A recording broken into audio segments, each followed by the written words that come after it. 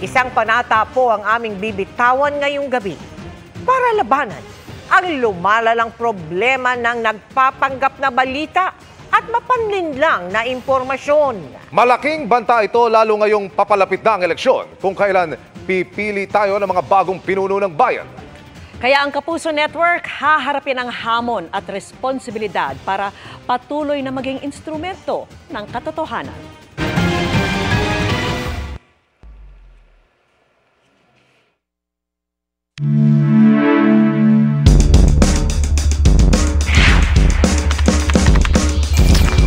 Sa bawat araw, milyong-milyong post, larawan, video, komento at iba pang content ang lumalabas sa iba't ibang online platform, partikular sa social media.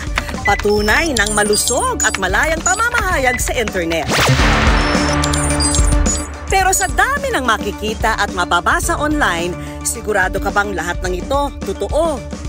Ang mga health tip na nabasa o narinig mo, tama kaya?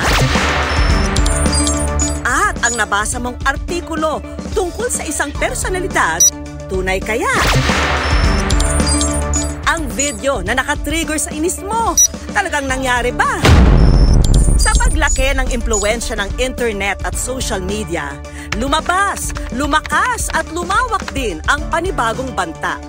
Ang nagpapanggap na balita at mapanlinlang na impormasyon.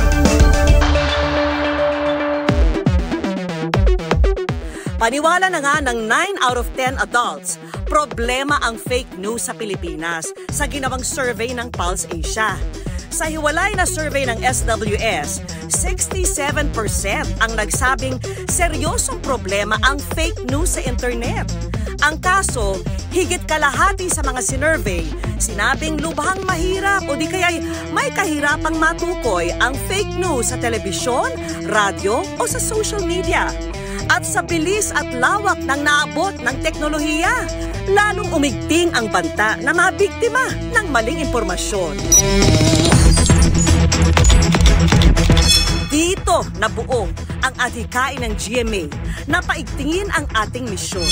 Because of the increasing and wide proliferation of fake news, including the so-called deepfakes, in all media platforms, we thought of organizing a group composed of those who can directly and indirectly help to fight fake news.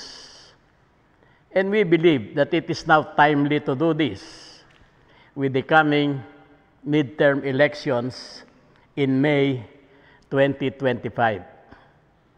And I do not need to belabor the very serious damage of fake news in our communities in particular and to our countries in general.